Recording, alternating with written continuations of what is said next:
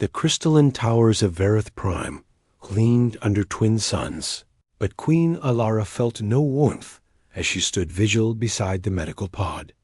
Inside, her daughter Myra lay motionless, her violet skin dulled to a sickly gray, her breathing shallow and irregular. The child's neural patterns flickered on the monitors like dying stars. "Your Majesty," the head physician whispered, his antennae drooping in defeat. "We have exhausted every treatment protocol in our database. The neural decay syndrome has progressed beyond our capabilities. I am deeply sorry." Ilara's three-fingered hand pressed against the transparent surface of the pod. 6 cycles ago, Myra had been vibrant and full of laughter, dancing through the palace gardens. Now she barely clung to consciousness, her young mind fragmenting as the rare disease consumed her neural pathways. The Verith people had conquered faster than light travel, terraformed dozens of worlds, and built an empire spanning 3-star systems. Yet they could not save one small girl. The Queen had sent desperate pleas across the galaxy. The Quarthan Collective had responded with sympathies, but no solutions. The Eldari, masters of biological engineering, admitted the syndrome was beyond their understanding. Even the ancient wanderers, who had witnessed civilizations rise and fall for millennia, had nothing to offer but philosophical consolation. Hope had become a foreign concept. A commotion echoed from the palace entrance. Ilara barely registered it until her chief advisor burst into the medical chamber, his eyes wide with something between excitement and disbelief. "Your Majesty, there is a human here. He claims he can help." "A human?" Ilara's voice cracked. Humans were the newcomers to the galactic community, barely 2 generations into interstellar travel. Their technology was primitive by most standards, their lifespans short, their bodies fragile.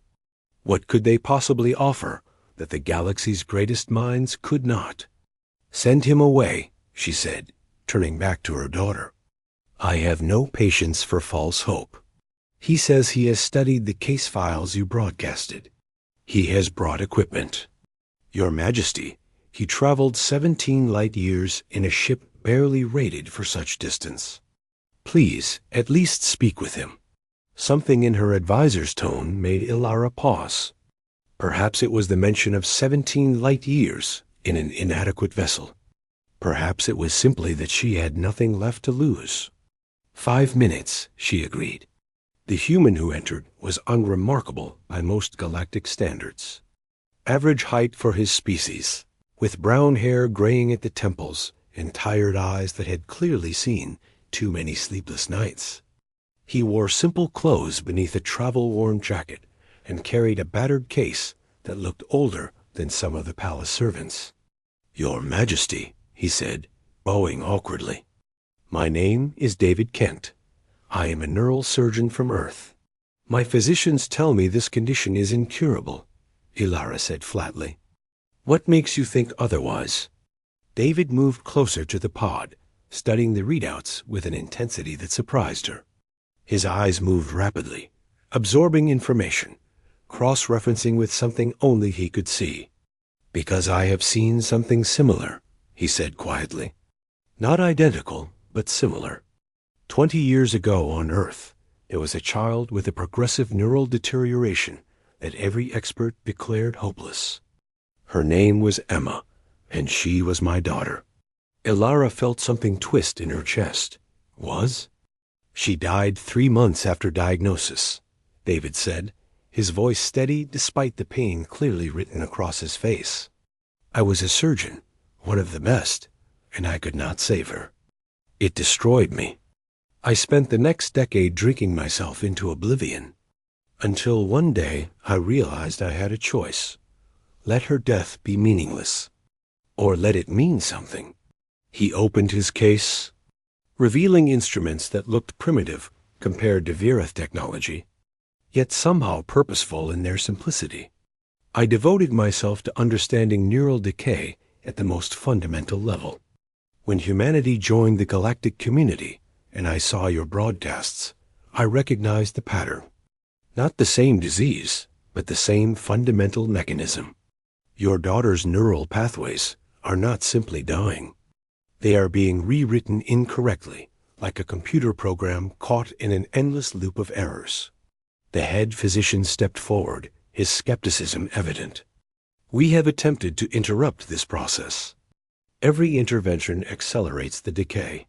Because you are fighting the symptom, not the cause, David replied. You are trying to stop the rewriting. I am proposing we let it continue, but guide it along the correct pathways. Ilara felt a flutter of something dangerous in her chest. How? David pulled out what looked like a crude neural interface, cobbled together from human and alien components. This will sound insane, but humans have something most species do not: a wildly inefficient, highly redundant neural structure. We use barely 10% of our brain capacity for conscious thought. The rest is a mess of backup systems, evolutionary artifacts, and pathways that serve no clear purpose. He connected his device to the medical monitors. I propose creating a temporary neural bridge between my brain and your daughter's. My neural patterns can serve as a template, a map for her pathways to follow as they rebuild. The human brain is adaptable enough to interface with Virith neural structures. I have spent 5 years preparing myself, training my mind through meditation and neural exercises, creating pathways that can serve as guides. The head physician made a sound of pure disbelief. That is impossible. The neural architecture is completely incompatible. The feedback alone would kill you both. Probably, David agreed. But I have performed 17 successful procedures on Earth using variations of this technique. I have a 40% success rate, which I know sounds terrible, but it is infinitely better than 0%. Ilara looked at this human, this father who had lost his own child, who had traveled across the stars in a barely functional ship with a desperate plan that might kill them both. Why? She asked. Why risk your life for a child you have never met? David met her eyes, and she saw the depth of old grief there, transformed into something harder and more resilient. Because when Emma was dying, I would have given anything for someone to walk through that door with even a chance of saving her. Because I cannot save my daughter, but maybe I can save yours. Because humans are stupid and stubborn, and we do not know when to quit. He smiled grimly. Also, if it works, it will be the greatest medical breakthrough in galactic history. My ego is not entirely absent from this equation. The honesty of that last statement somehow made Ilara trust him more. If this goes wrong, she said slowly, you will die. If we do nothing, Myra will certainly die. I am comfortable with those odds.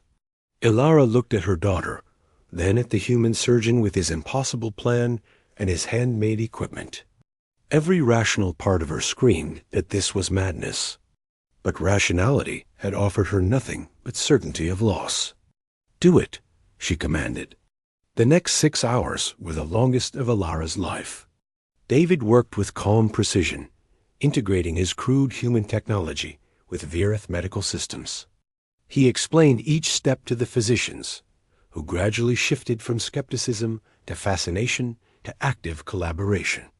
The human approach was so fundamentally different from their own, so willing to embrace chaos and uncertainty in pursuit of a solution. Finally, David positioned himself in a chair beside Myra's pod, the neural interface crown resting on his head. When I activate this, he said, our minds will connect. I will need to maintain focus for at least 4 hours, while her neural pathways use mine as a guide. If I lose concentration, the bridge collapses and we both suffer catastrophic neural damage. So I would appreciate it if everyone could remain very quiet. He smiled at Ilara, and she saw Emma in his eyes, the daughter he could not save, the ghost that drove him across the stars. Take care of my daughter, Ilara whispered. That is the plan, David replied, and activated the interface. The monitors exploded with activity. 2 entirely different neural patterns began to interweave, human and Virith, creating something that should not exist. David's face went rigid with concentration, sweat beading on his forehead as his mind opened itself to serve as a living roadmap for a dying child's brain. Elara watched the patterns dance and merge. She saw Myra's erratic neural activity begin to stabilize, following the strange, redundant pathways of the human mind. David had been right. The inefficiency of human neural structure was exactly what they needed. Where Verith pathways were precise and elegant, human ones were messy and multiple, offering dozens of alternative routes for Myra's rebuilding mind to follow. 2 hours passed. David's vital signs began to fluctuate dangerously. 3 hours. His breathing became labored, blood trickling from his nose as the strain pushed his body to its limits. 4 hours. The monitor showed Myra's neural patterns reorganizing, stabilizing, strengthening. At 4 hours and 17 minutes, David's eyes rolled back and he collapsed. The physicians rushed forward, but he waved them off weakly. "Check the girl," he gasped. "Check Myra." The head physician scanned the pod, his antennae straightening in shock. The neural decay has stopped. The pathways are regenerating. This is unprecedented. In the pod, Myra's eyes fluttered open. Her skin brightened from gray to violet. She looked around in confusion, saw her mother, and smiled. Elara fell to her knees, tears streaming down her face as she pressed both hands against the pod.